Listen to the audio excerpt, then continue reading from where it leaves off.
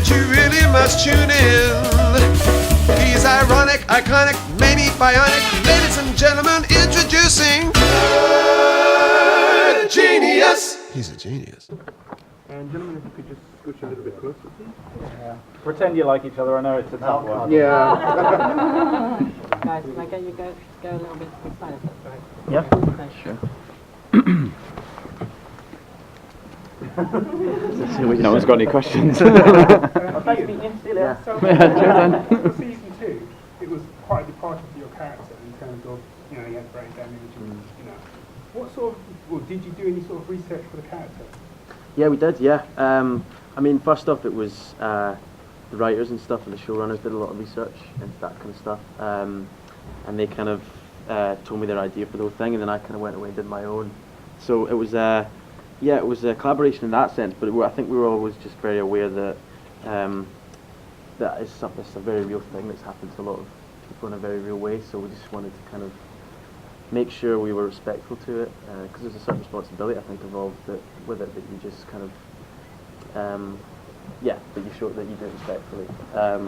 So yeah, but actually a lot of the work was done for me by the writers and stuff, yeah. What was it like joining the team? Obviously it was new for you this season, and obviously everyone's quite friendly and it seems like you get along on the set. What was it like kind of joining this close-knit group? Was it tough? No, it wasn't at all really. Like everyone was, I was eased into it. He was ostracised for a while. Yeah, they had me doing all sorts, and I mean, Ian's kind of taken me under his wing a bit, and I'm working on the rest of them, aren't I? But, no, it was. It sounds like no one likes you. No, it was. I was kind of eased into it. I sort of did a little bit of filming with, I think Chloe first, and then I think Clark, and then gradually everyone's at Comicon my first weekend. But it was kind of a nuts first day because I was shooting here in London on the Thursday, wrapped on that, went to bed, got up in the morning, got on a plane, flew to LA, got picked up, taken to set, and was into costume and makeup, and I was like, I remember I said to him, okay, can I just like get a shower? You know, just got off a flight. I was like, just grab a shower and just freshen up, and they were like, well, we kind of need you, and I was just straight onto set, like to start shooting. So no, but I was very, very fortunate that everyone's so kind of chilled and fun and friendly and everything. Yeah. With the Marvel movie franchises being such these huge critical and commercial successes, do you guys feel like an added pressure to really knock it out of the park with the TV show? I think you kind of get in a little bubble, don't you, when you're shooting it? You kind of end up forgetting. Well, I don't know, I do. Like you just sort of forget about the rest of it, and because things happen so quickly, like it's really fast paced. We're getting scripts, you know, almost every week, and you know, there's so much to shoot. We shoot an episode in 8 days, so there's no real time to kind of worry about the rest of it, is there? Yeah. You know, it's only when you do stuff like this that you realise that people watch it. You know, you're just like, oh yeah, that people actually see what we're doing at work. If you could have your character appear in any other Marvel cinematic film, which would it be? Hunter the movie. I actually want to be in Hunter the movie too. It's funny you say that actually, because there's talks about you having a possible spin-off. Obviously that hasn't went forward. Do you know why, or what happened with that? I think it's one of those Marvel things where there's kind of, you know, rumours get put out there, and I don't think anything was ever kind of bolted on for it, but I don't know whether the idea has completely gone away or what at the moment, so it's kind of, you know, who knows, you know what Marvel are like. Sure that next Yeah. It basically the series got ditched because we got the movie franchise coming out. So yeah, and we had to get rid of the dead weight like Bobby and stuff. Oh. So yeah. Oh no, you're in. You're in. You've had some amazing guest stars this season. Who's been your favourite person to work with? Kyle MacLachlan was really cool. Oh, he's wicked. Yeah. He's yeah, and I think most people were big fans of like stuff he's done before. So to see someone like that come in and really care about it and stuff, to really commit to like a pretty crazy character, like that was a really cool experience for me anyway. Yeah, he's really fun, like even in like the read-throughs and stuff. I always enjoy it when he's there. In terms of the second season, it's been kind of more action-packed in terms of fast-paced, and it's been very kind of in-your-face in comparison to the first one. We had more sort of slow pace and build. How do you guys find kind of adjusting to that? Because it must be like a lot of pressure kind of getting into that. I think it's these rather intense stories that leads up to like movies such as Age of Ultron, for instance. There's two. I mean, I think in terms of season, I think in season 2, I think, or specifically like kind of the the end of season 1, I think the show really started to begin to find its feet. I think at the start it was kind of, there was so much happening and things that it was all a bit crazy, and then I think now in season 2 it kind of found its voice a lot more, I think. But also at the same time we find out week to week what's happening as well, so it's kind of it's like we tune in every week to get a script, and we're kind of excited to see what happens. So you don't tend to think too far ahead, really, which is a good and bad thing, I think. There's been some new additions to the cast that really elevated it as well, hasn't there? Yeah, there's Adrian, Henry. There's been a few people. I mean, obviously, there's a great chemistry between the whole cast, but Ian, I mean, particularly between you and Natasha, I think Fitzsimmons is such a beautiful pairing. Can you talk a little bit about particularly that relationship? She'll kill me if I don't tell you her name's Elizabeth. But yeah, no, it's fine. Because I was thinking, who's Natasha? Yeah, I was wondering. Yeah, she's great. She's the best. I mean, everyone's Elizabeth's best friend. She's one of the nicest people in the world, isn't she? Yeah. She's fickle. Yeah. Everyone's her best friend. Yeah, actually. No, she's just so lovely. Yeah. Manipulator. No, she's cool, and a lot of that, to be honest, is probably within the writing and stuff. That's kind of been a kind of early thing which they always did, that kind of relationship between the two of them. And it's nice because this season they've taken it in quite a few different directions, which has been cool. So it's actually changed a lot, and they've both grown up a lot, I think, separately, which has been good. I think it's a really nice one for the fans, because it's kind of you've got a lot of those kind of the love stories. Someone like in you those. is a very unattainable thing. I mean, look at them. You know what I mean? Whereas this is more attainable. People can relate to this more. No, what I was going to say is that, like, in a lot of the kind of the superhero world, it's like very heroic characters and people with superpowers that kind of dominate those love stories. And then it's really nice having one where it's like, these are the scientist guys who kind of do the jobs that, people can relate to and stuff. Yeah, it's and also, really nice in that kind of world, well, anyway, I think Elizabeth's character, Simmons, definitely wears the trousers in their relationship. Fitz is definitely much more of a girl than she is, I think. That's the So how much input do you get into the scripts and your characters? I mean, I think they like us. They like us to kind of be collaborative and stuff. Yeah, definitely. And I think they kind of write for the actors as well. Like, you realise, I've definitely felt that after the first sort of few episodes, you can start to kind of see how they're taking things that they've seen you do on set and kind of using that and expanding it and so on. I mean, I've not had this is going to be my second season that we're coming up to, and there's conversations that you have with the showrunners and so on. So I've kind of not gone through that, but obviously Ian has, and I think that's an opportunity to get some input as well. Yeah. Obviously, the events of Captain America: Winter Soldier had huge knock-on effects for your show. Do you guys ever hear kind of rumblings in advance of like something's going to happen, and start to wonder whether or not your character's going to be dramatically changed in forthcoming episodes? Well, no, we don't hear too much. I mean, look, there'll be that thing like Clark will often come up and like be like, "Oh, I'm really sorry about what's happening with," and you'll be like, "What? What's happening?" And he'll just be winding you up. So like you do kind of hear rumblings of stuff, but like things if it's something bit like with Captain America, I think they showed us a screening, like an unfinished version of the film, just so we kind of knew the story, because we were starting to film episodes which related to it, just so we kind of knew what was going on. So if it's something really big like that, they usually tell you a little bit in advance. Right? Yeah, but they keep it very tight. But they wouldn't let you, they make sure you know what you need to know. It's on a need-to-know basis. Yeah. Talking about moving forward, what would you like to see happening to your characters moving into season 3? If you could have anything, just go ahead for Hunter and Fitz. I'd like Hunter to get a disability that means he's in a wheelchair, so I just get to sit down a lot for the set. Ian, what was it like for you going from like a BBC show to a big, massive American studio? It was. Do you know what? Apart from, I suppose that is just the only difference really, is the money, like versus Britain to America. Really, though, to be crude about it, but in terms of what I do, it's the exact same thing. I mean, you learn your lines and you work on your character and you go in and you try and do the best you can, really. And when you're in front of the camera, and that for me doesn't change. But yeah, the background, I suppose, does change. There's just more food on set. Yeah, there's catering's better. Yeah, catering. Yeah, catering's pretty You good. talk about the move from Britain to America. We've seen so many UK actors obviously going over to the Marvel franchises, Charlie Cox. We had Martin Freeman signing up as well, Benedict Cumberbatch. What do you think it is about the UK actors that's like getting Marvel to bring them in? It's better looking, aren't they?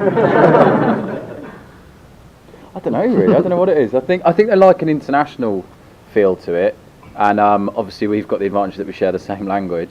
I think they, and I know that's definitely something in our show that they're conscious of. Because when I auditioned for the part, it wasn't specific whether he was American or where he's from. They were open to it, and they were at one point.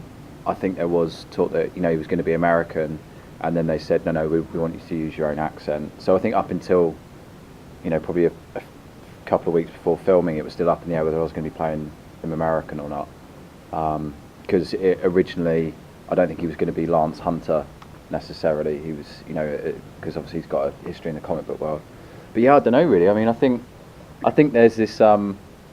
I don't know whether the Americans just think that the British are a bit more refined and a bit more kind of like cultured in their theatrical arts. So I'm quite happy for them to believe that, and keep employing us.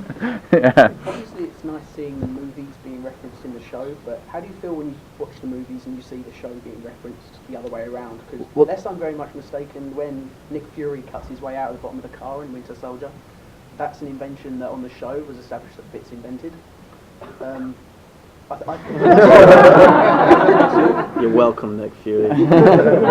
when I watched the latest Avengers film, there's that massive ship thing. I was just like, why don't we get to play with that? That's ours, isn't it? Did you guys ever have any ambitions to do a show like this? I mean, obviously the Marvel kind of universe has been growing and growing and growing all the way since Iron Man. Do you think that years ago, I could end up on one of these movies? Nick said a really good thing to me recently, where he was like, well, you said. Well, we were just talking about, the you can quite often when you're doing any sort of job, like we all know, it's like you get kind of lost in it and you forget that moment when you first got it and you were really excited and all this sort of stuff, and you get used to it. You kind of have to guard against taking it for granted. And we were talking about it and just saying, if your 10-year-old self could see you and you're in this big Marvel series and so on, you just the excitement of that kid would have, and you just remind yourself of that, and I feel very fortunate.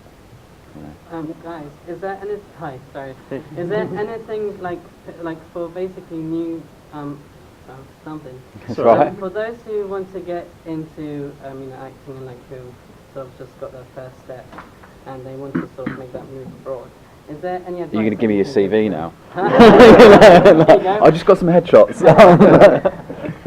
Sorry. So, is there any advice you can give to them, or how hard is it, from that step from to move into Marvel, basically, because Marvel is a really big deal. Yeah. Well, I think what I would say is don't make a specific thing your aim, like something like saying, I want to be in a Marvel thing. It's like I think that you need to fall in love with acting before you think about the jobs that you might get or the scale of them and so on. And I'd just say you've got to be really determined, you've got to work hard, be nice to people, and also I think find happiness outside of it.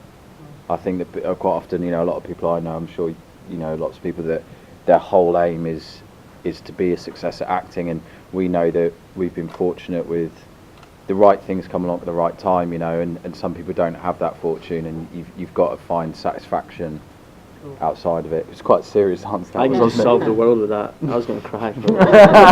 I think as well, sounds like a contrived, but I think for me, the biggest thing is just working hard, making sure you can, at the end of every day, just go, did I do everything I could, to work on that thing, I think. Also, on a more happier note, have you guys ever prank called anyone or pranked anyone with your characters in real life and stuff? No, I almost gave out his phone number. We were doing a live on air charity thing, and with Felicia we said Days, we said if we raise a certain amount of money, I'll just give out my phone number. And I think I gave out 7 digits or something of it. And he goes, have to believe, he goes, I'm just going to the toilet. And suddenly I get this call from this person being like, oh hi, is this Iain De Caestecker? Blah, blah, blah. But it wasn't, it was Nick, and it wasn't funny either. I mean, talking about having fun, obviously your characters get to play with and invent some pretty fun tech. Yeah. I'm curious, what are the best toys you've got to play with? I liked when they gave me a football in one of the scenes. I was happy with that. The drones were always pretty cool. I haven't used them in a while, actually. the strange thing is with them is when you're doing it, like you'll have ones there, but then they'll CGI them out. So a lot of the time you'll just be, but you can do what you want and look around and they'll CGI them in. Just really wind up the CGI guys by going. Yeah. Or you can do the ones where you got like a hologram table, and basically you just do this for 10 minutes. Yeah, a lot of the time the gadgets aren't actually there, so you're just like miming things. On ours, on ours they actually do bring a lot of them in that have little lights or beeps or whatever things that light up. I mean, they're basically just lights, just little boxes with lights. What do you guys think in terms of like the difference between the Marvel movies and the TV shows, for instance? Where do you think the differences lie in them? Because I find like the sort of instruction on the TV show, you've got a lot more time to kind of develop characters, whereas in the films it's kind of bang in your face. I think with the films you tend to go to a cinema. With the TV, you just kind of use your remote like that. That's the main difference, isn't it? Yeah. Hold on, I haven't finished this question. Sorry. What would you? I mean, I think yeah. I mean, there's obviously a thing with the scale of it. I think is one, but you're right. I think something like Daredevil was a really good example of how something like a TV series can. Be more involving than a film because they stretched it out and showed backstories in a very cool way. I thought you got to see a lot more like Wilson Fisk, for instance. Yeah, but it was actually quite, the story of it. The actual story actually could have lasted the length of a 2-hour movie, but with all the backstories and everything they put in, they stretched it out and made it a much more. It was more like a book or something like that. I think I think as an audience member, so you can just get to know the characters a lot better, and I think people connect with them because, you're there every week, spending an hour or two with them. Well, there's a cool side of it as well. It's like, it's like you get people who go back comic every week to catch up on it. I suppose there's that side to it as well. Yeah. I think obviously in the comic book world, there's a pretty fierce rivalry between Marvel and DC, and particularly on the big screen, Marvel's been crushing it. Are you guys aware of that rivalry, and how do you feel about that? Yeah, I hate them all. Are any of them here? I don't. Like them not being. No. I mean. I've got a friend who's in a DC thing, things like that. Like, what? They're both on it. She's. I know. Yeah. Like just said a dirty word. I know. No, maybe like the business guys have more of a rivalry than we do. Yeah. But no, it's not something anyone really talks about. So you don't meet up with your friends who's in that in the DC thing and have a little wrestle. Oh no, she used to. Yeah. I think Mum would. She's only little. I think though across Marvel and DC in the last couple of years, it's fair to say we've seen kind of an explosion in the popularity of superheroes comic books again that we might have seen maybe before I was born. Can't really talk. To be really cliche, do you think it's now cooler to be involved with a superhero franchise than it would have been like 10 years ago? We've got like Ryan Phillippe, Matthew McConaughey all talking about being a Netflix series like Marvel or DC. Do you think there's been some sort of shift to push it back to be popular again? I think those stories they can be told in a very different way than they could 20 years ago with the advancements of technology and stuff like that. Probably is a big side. Yeah, when you look at like the original Batman series and they're running around in tights and they're pretty scrawny underneath it and everything, and there's power and bang. I mean, I kind of love that because it's the style of it was so cool. But I think as an actor, you'd probably feel pretty silly, in a kind of spray on thing without all that padding and all this amazing costume and stuff, and pretending stuff's there that isn't, and fighting cardboard monsters or whatever. But now it just looks incredible. I mean, like some of the stuff in the Avengers film was insane, and we're amazed every week that what they managed to do on the show. I mean, when I got there my first day, and I was like, that was when I first realised that it was an episode every 8 days, and I was like, you're shooting. I mean, it's 40 odd minutes the show. Yeah, something like that. Film, so you're shooting half a movie in 8 days. I mean, if I was a movie exec, I'd be going, why are we taking 9 months to shoot this? Right. Yeah, I think that's a major part of it. I think you're able to make them look cool, and also the popularity. People, so many people are watching them. So, as an actor, people, that's part of their decision-making process, I guess.